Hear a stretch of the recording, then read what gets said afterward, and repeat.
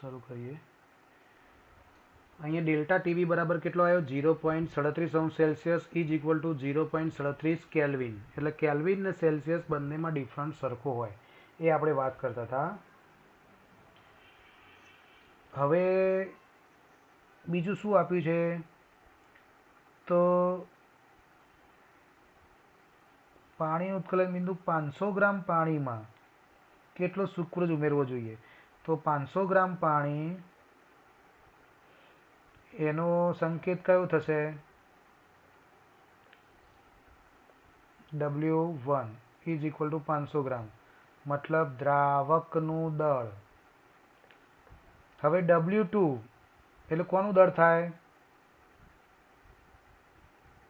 Sucrose, મતલબ દ્રાવ્યનું દળ, એટલે કે સુક્રોઝનું દળ. અહીંયા પાણીનું દળ એ આપણે શોધવાનું છે, બરાબર. હવે આની અંદર પાછી ગણતરી તો આવશે, પણ આની અંદર M1 શોધવાની જરૂર નહીં પડે, તમારે આમાં M2 ની જરૂર પડશે. મતલબ સુક્રોઝનો અણુભાર તમારે શોધવાનો થાય. તો સુક્રોઝનો અણુભાર માટે સુક્રોઝનું સૂત્ર તમારે યાદ કરવું પડે. બોલો કયું થશે સુક્રોઝ? કોઈને યાદ છે સુક્રોઝનું અણુસૂત્ર? ચલો એક તમને હિન્ટ આપું. સુક્રોઝ એટલે ખાંડનું અણુસૂત્ર આવે.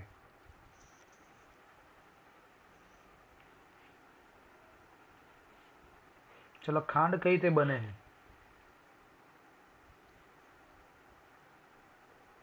ખાંડનું સૂત્ર લખવાનું. ચલો ખાંડની અંદર હું તમને હિન્ટ આપું. ગ્લુકોઝ વત્તા ગ્લુકોઝ. યસ. એ તો ગ્લુકોઝ વત્તા glucose minus H2O. Yes. C12H22. Yes. પછી O 11. એક્ઝેક્ટલી. જો તાળો મેળવી જાય. ગ્લુકોઝના બે અણુ વચ્ચે પ્રક્રિયા થઈને પાણીનું અણુ દૂર થાય. C6H12O6 વત્તા C6H12O6 માઇનસ H2O. તો 6 દુ 12, કાર્બનના અણુ 12, હાઇડ્રોજન 12 દુ 24 માંથી 2 જાય એટલે 22, અને ઓક્સિજન 6 દુ 12 માંથી 1 જાય એટલે 11. આ સૂત્ર થાય. એટલે આ સૂત્ર સુક્રોઝનું આપણે યાદ રાખીશું. હવે એનો અણુભાર ગણીએ તો 342 ગ્રામ મોલ ઇનવર્સ આવે, બરાબર. આ પરીક્ષામાં જો કે તમને અણુભાર આપી જ દેશે, નહીં તો અણુભાર ના આપ્યા તો CHOના પરમાણુ ભાર આપ્યા હોય, પણ CHOના પરમાણુ ભારથી તમને જવાબ ના મળે. તમને સુક્રોઝનું અણુસૂત્ર આવડતું હોવું જોઈએ, એટલે હવે તૈયાર કરી દેજો. ચલો હવે આપણે કયું સૂત્ર લખીશું? સ્ટાર્ટિંગથી શરૂઆત કરીએ તો પહેલું આવશે ડેલ્ટા TB. કોના સમપ્રમાણમાં હોય બોલો?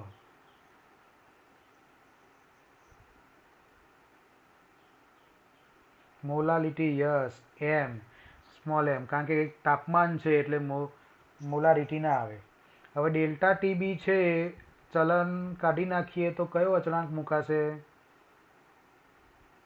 KB into M. તો પાછી KB ની કિંમત જોશે. તો અહીંયા KB તરીકે કોની કિંમત લેવાની થાય? તો દ્રાવકની. દ્રાવક તરીકે શું છે? પાણી છે. તો પાણીની કિંમત આપણે યાદ રાખવાની કીધી હતી.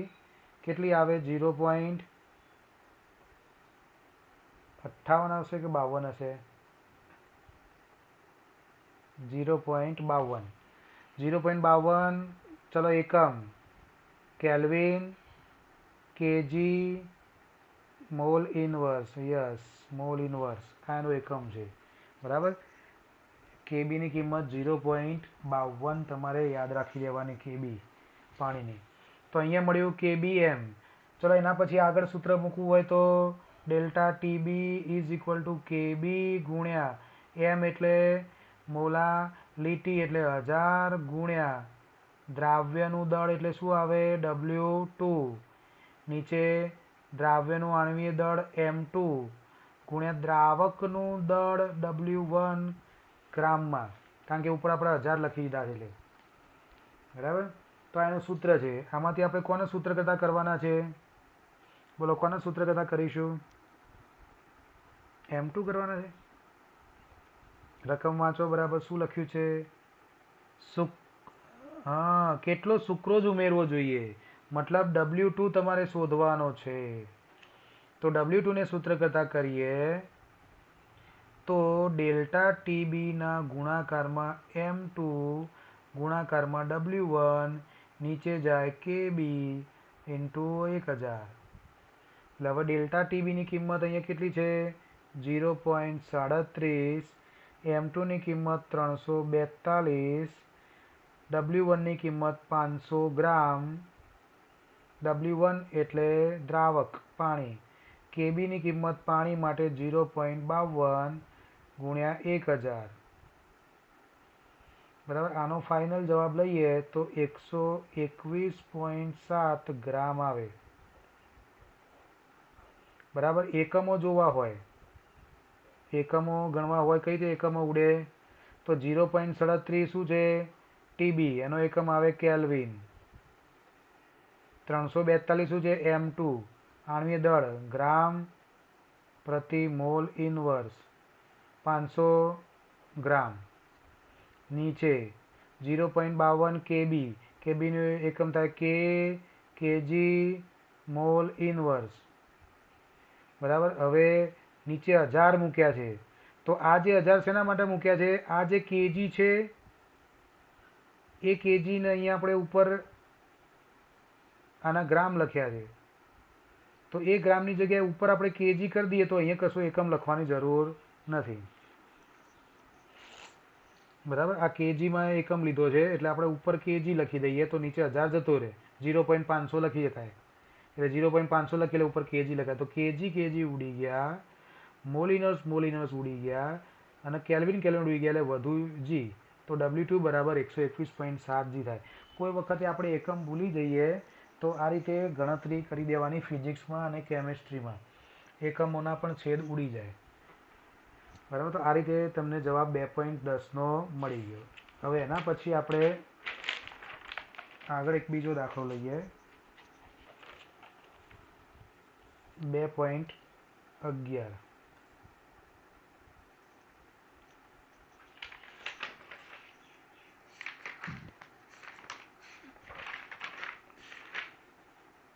તો 2.11 છે 75 ગ્રામ એસેટિક એસિડ માં ઉમેરવા પડતા એસ્કોર્બિક એસિડ. આ પાછું શું આવ્યું? એસ્કોર્બિક એસિડ શું કહેવાય? એસ્કોર્બિક એસિડને કયું વિટામિન કહેવાય? Vitamin C. એસ્કોર્બિક એસિડ એનું સૂત્ર C6H8O6. આ વિટામિન સીનું એ સૂત્ર છે, એનું અણુસૂત્ર છે. રકમમાં આપેલું છે એટલે તમારે યાદ રાખવાની જરૂર નથી. અને આમે આગળ ઓર્ગેનિક કેમિસ્ટ્રીમાં તમારે આવવાનું જ છે. નું દળ ગણો જેથી તેનું ગલન બિંદુ 1.5 અંશ સેલ્સિયસ જેટલું ઘટાડી શકાય. KF બરાબર 3.9 kg મોલ ઇનવર્સ. KF અને kg નો એકમ સરખા જ હોય. અહીંયા પાણી સિવાયનો કોઈ પદાર્થ આપ્યો હોય તો ફરજિયાત તમને KF આપ્યો છે, પણ પાણી આપ્યું હોય તો તમને એ વેલ્યુ તમારે યાદ રાખી દેવાની. બરાબર. પાણી માટે KF ની વેલ્યુ કેટલી હતી? કોને યાદ છે પાણી માટે KF ની? યસ, 1.86. પાણી માટે તમારે KF ની વેલ્યુ યાદ રાખવાની 1.86, અને પાણી માટે KB ની વેલ્યુ યાદ રાખવાની 0.52. બરાબર. તો અહીંયા તમે સમજી ગયા કે KF ની વાત છે એટલે ઠાર બિંદુનું અવનયન, ઠાર બિંદુમાં થતો ઘટાડો એ તમારે અહીંયા ગણવાનું થાય. તો સૌથી પહેલાં આપણે જોઈએ ગણતરીમાં 75 ગ્રામ આપ્યો છે એસ્કોર્બિક એસિડ. તો 75 ગ્રામ એસ્કોર્બિક એસિડ કયો ગણાશે, દ્રાવ્ય કે દ્રાવક? અરે સોરી, 75 ગ્રામ એસેટિક એસિડ છે. તો એસેટિક એસિડ એટલે શું ગણાય, દ્રાવ્ય ગણાય કે દ્રાવક ગણાય? દ્રાવક ગણાશે. એસ્કોર્બિક એસિડ છે એ ઘન પદાર્થ છે, વિટામિન સી, એટલે દ્રાવ્ય થશે. અને 75 ગ્રામ દ્રાવક છે, તો દ્રાવક એટલે W1. બરાબર, W1 ની કિંમત તમારે આપી છે 75 ગ્રામ. W2 તો દળ ગણવાનું છે, તો W2 આગળ પ્રશ્નાર્થ આવશે, એટલે કે દ્રાવ્ય, અને લખવું હોય તો એસ્કોર્બિક એસિડ. Ascorbic acid. અને આ લખવું હોય તો એસેટિક એસિડ, સરખું. વિનેગર. હવે આગળ W1 W2 ની કિંમતો તમને મળી ગઈ. હવે અહીંયા અણુસૂત્ર પણ આપ્યું છે, તો તમે એનું શું ગણી શકશો, M2 ગણી શકશો.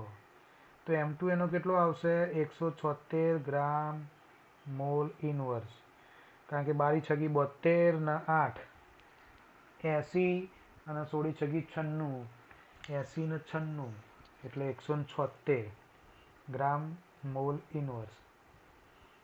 હવે KF ની વેલ્યુ પણ તમને આપેલી છે, 3.9 kg મોલ ઇનવર્સ. અને ગલનબિંદુ 1.5 સેલ્સિયસ જેટલું ઘટાડી શકાય. ચલો આ 1.5 સેલ્સિયસને શું કહીશું આપણે, ડેલ્ટા TF, બરાબર, freezing point, temperature of freezing point, એટલે કે ઠાર બિંદુમાં અવનયન, મતલબ ઘટાડો, એટલે સીધો ઘટાડો. ડેલ્ટા TF બરાબર 1.5 સેલ્સિયસ લઈ લેવાનું. હવે આપણે ગણવાનું શું છે, ફક્ત દળ ગણવાનું છે. તો ફરી સૂત્રની ગણતરી કે ડેલ્ટા TF કોના સમપ્રમાણમાં હોય, મોલાલિટી. અને delta TF is equal to કયો અહીં અચળાંક મુકાશે, KF ઇન્ટુ N.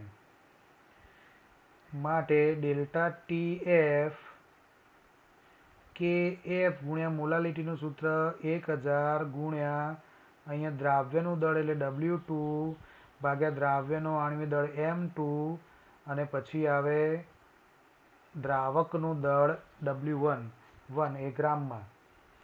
હવે એમાંથી આપણે સૂત્રકથા કોને કરવાનો છે, W2 ને સૂત્રકથા કરવાનો છે. તો W2 ઇઝ ઇક્વલ ટુ થશે ડેલ્ટા TF ગુણ્યા M2 ગુણ્યા W1 નીચે KF ગુણ્યા 1000. ડેલ્ટા TF ની વેલ્યુ છે 1.5, M2 એટલે 176, દ્રાવ્યનો અણુભાર, W1 એટલે દ્રાવકનું દળ 75 ગ્રામ, KF એટલે 3.9 અને નીચે આવે 1000. એટલે આ બધાનો જવાબ આવે 5.08 ગ્રામ. W2 છે એટલે ગ્રામમાં જ આવે. અહીંયા પણ એકમમાં ઉડાડવા હોય તો ઉડાઈ જાય. અહીંયા 1.5 એ શું આવે, કેલ્વિનમાં. આ આવે ગ્રામ પ્રતિ મોલ, આ આવે કેજીમાં, કારણ કે 1000 લઈ લઈએ એટલે આ કેજીમાં ગણાય. આનો એકમ કેલ્વિન આવે, કેલ્વિન જતા રહ્યા. પછી આવે કેજી જતા રહ્યા. મોલ ઇનવર્સ તો મોલ ઇનવર્સ જતા રહ્યા, એટલે ખાલી જી એકલો વધ્યો. બરાબર, તો આ એક દાખલો તમારે પૂરો થઈ ગયો. અને હવે આપણે છેલ્લો દાખલો ગણીએ.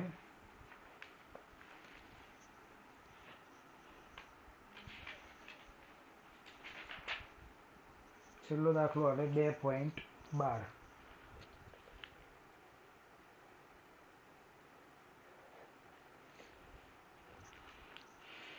37° સેલ્સિયસ તાપમાને 450 ml પાણીમાં 1,85,000 મોલર દળ ધરાવતા એક પોલિમર. હવે જો પોલિમર જૈવિક અણુઓ, પ્રોટીન, વિટામિન, કાર્બોહાઈડ્રેટ, આ બધા મોટા મોટા અણુઓ કહેવાય. એટલે એમના અણુભાર ખૂબ ઊંચા હોય એટલે એમને પોલિમર અણુઓ પણ કહેવામાં આવે. અને પોલિમર અણુની વાત આવે એટલે સમજવાનું કે આ દાખલો કોનો છે? અભિસરણનો દાખલો છે. તો બનાવેલા પોલિમરના 1 ગ્રામને 1.0 ગ્રામને ઉમેરીને બનાવેલા દ્રાવણનું અભિસરણ દબાણ ગણો. અભિસરણ દબાણ ગણો. હવે ગણતરી.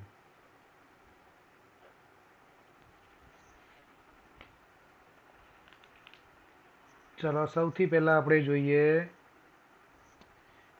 450 ml પાણી. તો પાણીનું દળ મતલબ W1 is equal to 450 ml છે. તો એને આપણે શેમાં કન્વર્ટ કરી દઈશું? લીટરમાં. બરાબર. કેમ લીટરમાં કન્વર્ટ કરીશું એ આપણે સમજીએ. 0.450 L. ત્યાર પછી પોલિમરનું દળ 1.0 ગ્રામ. તો પોલિમરનું દળ એટલે શું કહેવાશે? W2 એ 1 ગ્રામ છે. હવે W2 છે એટલે જોડે જોડે તમારે પોલિમરનો શું ગણવું પડે? આણ્વીય દળ ગણવું પડે. M2 એટલે કે મોલેક્યુલર દળ ગણવું પડે, જે તમને આપ્યું છે 1,85,000 મોલર દળ એટલે ગ્રામ પ્રતિ મોલ એટલે ગ્રામ મોલ ઇનવર્સ. બરાબર. જો ખૂબ મોટા આમના આણ્વીય દળ હોય પોલિમરના આપી દીધેલા જ છે. W2 આપી દીધું, W1 આપી દીધું. હવે આની અંદર અભિસરણ દબાણ ગણવાનું છે. તો અભિસરણ દબાણ માટે આપણે શું યાદ કરવું પડશે? તો દબાણવાળું સૂત્ર PV બરાબર nRT યાદ કરવું પડે. હવે PV બરાબર nRT વાત કરીએ તો અહીંયા સમજી જઈએ કે આપણે અહીંયા શું લેવાનું બાકી રહી ગયું? તો 37°C લેવાનું રહી ગયું તાપમાન. તો અહીંયા T ગણીશું આપણે. 37°C is equal to 37 plus 273.15 kelvin. એટલે જવાબ આવશે તમારે 310.15 કેલ્વિન. 0.15 ના લો તો પણ ચાલે. આ ટીની વેલ્યુ થઈ ગઈ. હવે ટીની વેલ્યુ આવી ગઈ તો પાછી આરની વેલ્યુ પણ આપણે લેવી પડશે. તો અહીંયા આરની વેલ્યુ પણ આપણે લખવાની છે. આરની વેલ્યુ પાછી બે રીતે લઈ શકાય.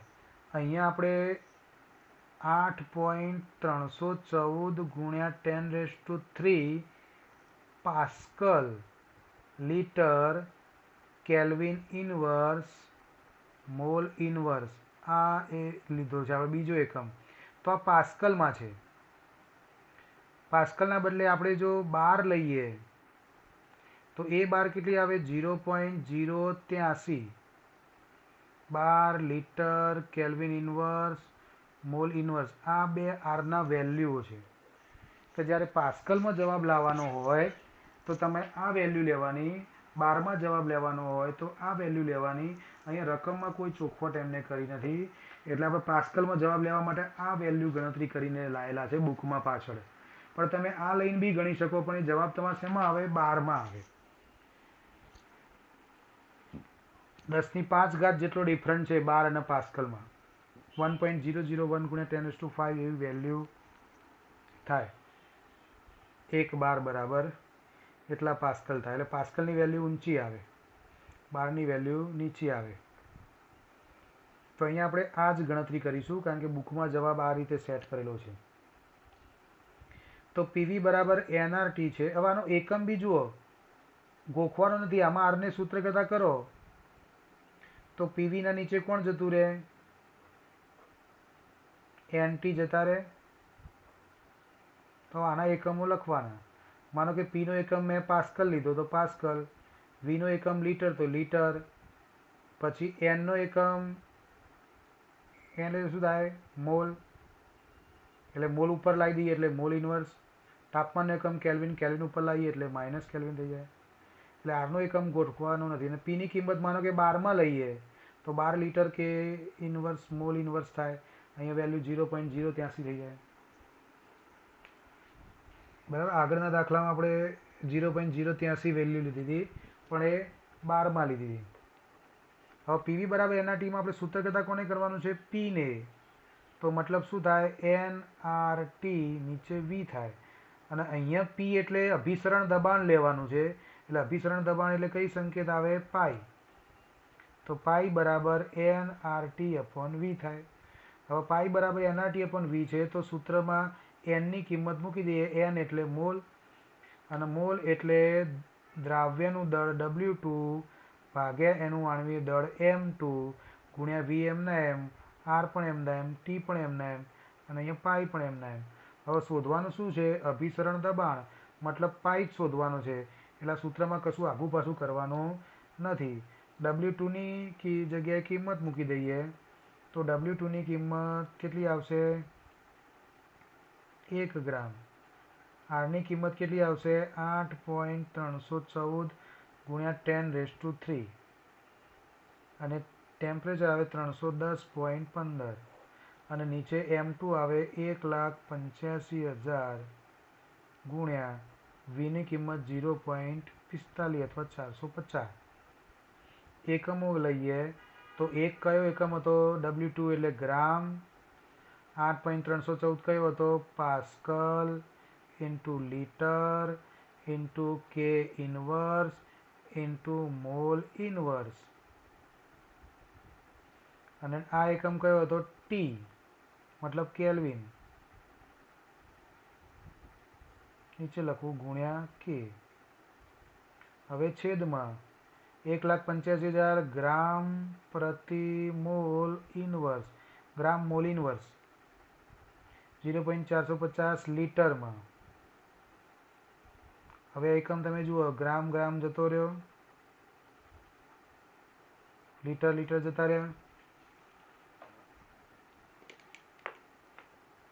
લીટર લીટર જતા રહ્યા, ગ્રામ ગ્રામ જતા રહ્યા, કેલ્વિન કેલ્વિન જતા રહ્યા, મોલ ઇન્વર્સ એ બી જતા રહ્યા. વધ્યું શું? પાસ્કલ. એટલે આનો સીધો જવાબ આવે પાસ્કલમાં. 30.96 પાસ્કલ. બરાબર. અહીંયા જો પોલિમરની વેલ્યુ ખૂબ મોટી છે એટલે આ વેલ્યુ આપણે ખૂબ મોટી લેવી પડે. એટલે તમારે આર બરાબર પાસ્કલમાં લેવું પડે. એટલે પાસ્કલમાં જવાબ તમારે આવો આવશે 30.96. જો આ વેલ્યુ ખૂબ સૂક્ષ્મ લેશો તો આ વેલ્યુ ખૂબ જ નાની આવશે, મતલબ 0.000 કરીને આવશે.